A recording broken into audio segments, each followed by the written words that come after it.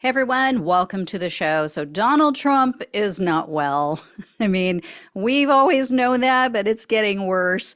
A Republican strategist named Matthew Bartlett says that Trump is having a nervous breakdown. And Bartlett was appointed to the State Department by Donald Trump. He told Politico, quote, "This is what you would call a public nervous breakdown. This is a guy who cut through the Republican primary like a knife through butter. This is a guy who pummeled a semi-conscious president in a debate and literally out of a race, and a guy who cannot come to grips with a competitive presidential race that would require discipline and effective messaging. And we're seeing a candidate and a campaign absolutely melt down." Now, if you know, today he held a press conference. His team is saying, oh, he is totally on point. He is so disciplined, like he's got this. No, he rambled. Once again, he totally rambled. He whined, he cried, he complained. He's such a baby. Anyway, another anonymous Republican strategist, or as Trump would say, an anonymous. Anyway, a Republican strategist who didn't want to be named, they told Politico that Trump's lack of discipline, exact phrase, is allowing Kamala Harris to define herself. And then another person who was willing to go on the record, an Arizona strategist named Barrett Marson, he said, quote, "I think we are long past the time where we thought he could maybe rein in his worst angels. And he's going to keep doing this, and no amount of polling data or advice from people close to him will change him. He's a 70-year-old guy stuck in his ways, and this has been his way for decades." One thing that has people thinking that he's losing it and he's more insane than usual is that post that he made on his failing social media site, kind of positing that, oh, Joe Biden is going to try to take back the nomination. You guys may have seen my short about that. If not, go check it out on YouTube. I gave it a special background song that was very appropriate. Anyway, Trump is freaking out because the new polling is bad for him. The excitement around Harris and her campaign is palpable. And it's not like just one or two polls that are bad. All of the polls show Harris either gaining on Trump or leading him. Not good. So for example, there was a joint NPR PBS Marist poll that shows Harris with a 4-point lead over Trump. And this is a national poll. It was conducted last weekend, so it was before she named Tim Walz as her VP pick. And according to NPR, that's a 4-point swing from last month. They say that the biggest gains have been made among Black voters, women with college degrees, and independents. So independents in particular, they have swung back hard toward the Democrats. Just 2 weeks ago, they conducted the same poll, and Trump was leading with independents by 14%. Harris is now up by 9 with these same voters. So that is literally a 23-point swing with independents. So NPR, said that Black, Hispanic, and young people are expressing far more excitement about actually getting out and voting now that Harris is the nominee. There was a Reuters Ipsos survey that also found the same trend. They said that in July, 70% of Black voters who they surveyed said that they are going to back Harris over Trump. That was only 59% when Biden was the nominee. So 11 points right there. And then there was a Pennsylvania poll that was conducted on behalf of a Republican PAC. So this was not like Democrats pushing out some favorable poll. A Republican PAC paid for this poll, and it shows Harris and Trump tied with or without a third-party candidate. So again, that's for the state of Pennsylvania specifically.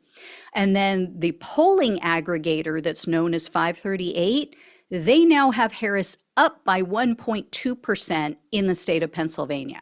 They also show Harris leading in Michigan and Wisconsin. And a newly released Wisconsin poll that was conducted by Marquette, that shows Trump and Harris essentially tied 50 to 49. That's in a head-to-head matchup. When you add in other candidates, though, Harris pulls ahead of Trump by 2 points. So we all know there's going to be other candidates in this race, or in the on the ballot, I should say. This same pollster had Trump leading Biden by 5%, by the way. So again, another huge swing. Also, just today it was reported that YouGov has Harris with a 2-point advantage over Trump. That's in a national poll. That is the second week in a row for them. Harris is also surging with Asian Americans. So the founder of South Asians for Biden for 2020, she said that their phone has not stopped ringing since Harris became the presumptive nominee. She just said the emails, the phone calls, it's just blowing up.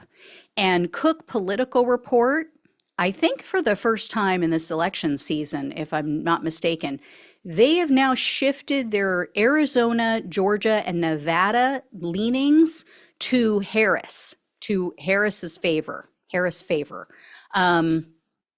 They had previously considered those states to lean Republican. Now they lean towards Harris. Likewise, Sabato's Crystal Ball, they're also another aggregator of various polls. They've shifted their ratings for Minnesota, New Hampshire, and Georgia to Harris as the likely winner. So all of this has Trump spooked. Rightfully so, right? I mean, this is legitimate. Of course, in his press conference today, he's, oh, no, I'm still leading in all of the polls. All the polls show me leading Harris and beating her badly and blah, blah, blah. I don't know if they're lying to him like they did to Joe Biden. I don't know if his people are just keeping things from him or if he's just full of it as usual. But anyway, the deal is this isn't about him winning an election, right? This isn't just about whether or not he's going to be embarrassed again if he loses again. This is about his freedom. His freedom is literally on the line. And since Harris named Walz as her running mate, it's been insane. I mean, it was already exciting. People were already excited to vote for her. The enthusiasm was with her, but now it's like to another level. Democrats just raised another $41 million since she named Walz as her running mate. I know it feels like a year ago that happened. That just happened on Tuesday of this week. That was just 2 days ago. So the right is panicking. They have a reason to be. Breitbart, of all places, or White Bart, as I call it, they had one of their analysts, he wrote an op-ed or wrote an article on their site. And he wrote, quote, "I've got some sobering news for my conservative brothers and sisters. The Kamala momentum," or Kamala momentum, I think is what he said, "is real." He went on to say, quote, "Harris has inspired not just confidence in her supporters that she can get elected, but also that her election will improve their household finances. Meanwhile, Trump's supporters have lost confidence in their candidates' prospects and their own financial prospects." And then some of Trump campaign staffers told Reuters news outlet that Trump's behavior has donors and aides baffled and alarmed. Those were their exact words, baffled and alarmed. Specifically, his performance at that Black journalists conference just freaked them out.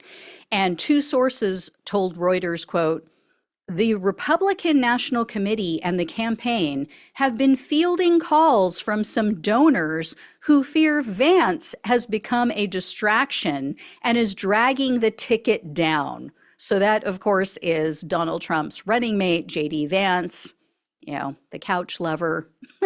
I know that's not real. I know it's just a meme. It's just a joke. But anyway, and Harris and Walz's first public appearance together was a huge success.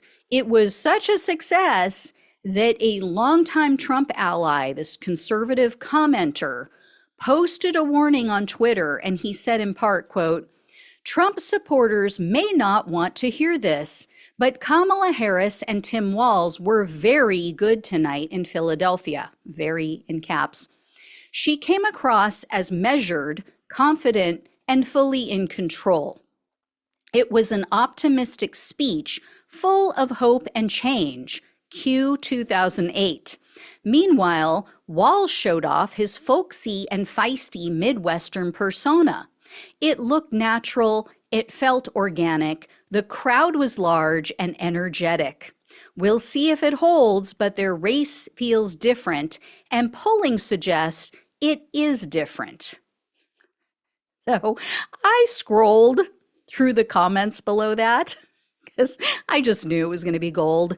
There was so much cope, you guys. There was so much cope and hypocrisy in the comment section of his post. It was hysterical. So I'm going to share a few of them with you because it was just delicious.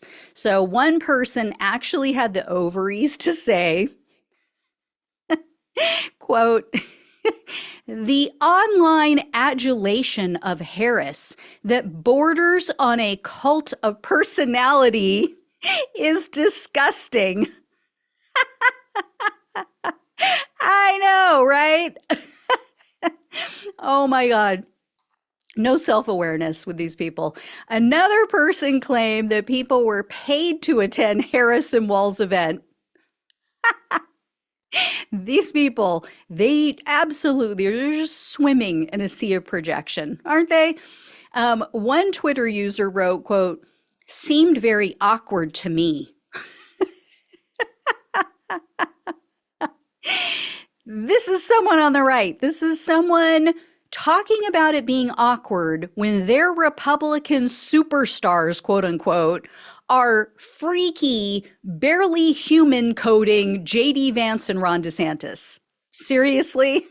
And then a bunch of people made comments about how Harris and Walz were using teleprompters. I mean, oh, wow, you got them. I mean, kind of like your apricot Antichrist does. I mean, at least Harris and Walz can read the teleprompter. At least they know how to read and how to pronounce the words written on the teleprompter.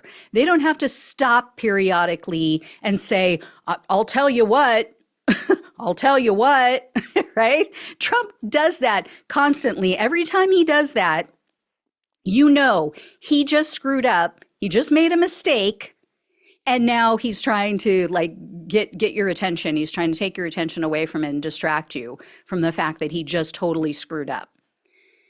Anyway, congressional Trump humpers are also getting very desperate. It's really obvious. So longtime racist Minnesota lawmaker Michelle Bachmann, she accused Tim Walz of requiring that students learn to, quote, hate white people. I'm not joking. So check out this video. This is what she said on Steve Bannon's show. I think it was just this week. So here you go. It's basically teaching George Floyd hate whitey curriculum. It's everything is about race. It's hate white people are evil. And that's in all of the curriculum. So, you know that old saying, to a racist, equality feels like oppression? Yeah, that's what that's all about. And Bachmann went on to say, quote, "You lose a society pretty fast when you lose the education system." I actually agree with her on that. I really do. Let's take a look at what a perfect example is of what happens when you lose the education system. Check out this video. What does a fascist mean?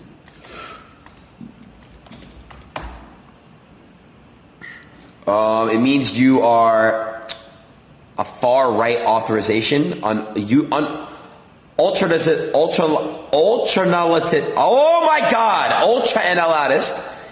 analyst political ideology movement characterized by dictator leadership, centralized autocracy, militarism, forcible suppression of opposition.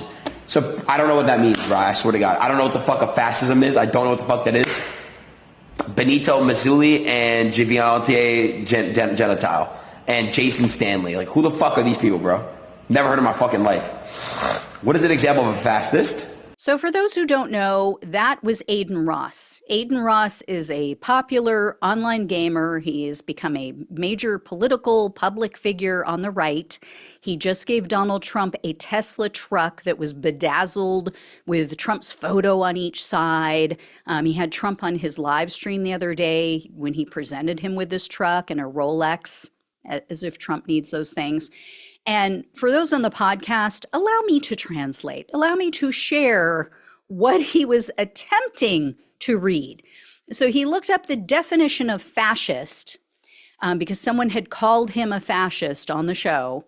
And what it actually said was, quote, fascism is a far-right authoritarian ultra-nationalist political ideology and movement characterized by a dictatorial leader, centralized autocracy, militarism, forcible suppression, and opposition. And then he flipped to another screen and it showed people who are associated with fascism or who have written books about fascism. First person was Benito Mussolini. Okay, this Ross guy is 23. He's not a teenager, not a child, 23. He can't pronounce the word fascist. He can't read the definition or understand its meaning, and doesn't know who Benito Mussolini is. He is actually perfect for today's MAGA Republican Party, isn't he? They don't want their base to know what a fascist is. They don't want them to be able to read. That's for sure. Anyway, this is who Trump is hanging out with. This is who Michelle Bachmann would agree with while running down our education system. Anyway, I will let you know when I hear more, but yeah, it's gotten so good. It's so much fun now. All right. Thank you all so much for watching and listening. Please like, please share this video. Really helps with the YouTube algorithm. Hit that subscribe button if you have not. That also helps to get this, out there to more people, and trying to hit 100,000 by my birthday on the 25th. If you can help out with that, if you can donate, that is so appreciated. It really helps to keep the show going. So love you all. Take care. Talk with you soon.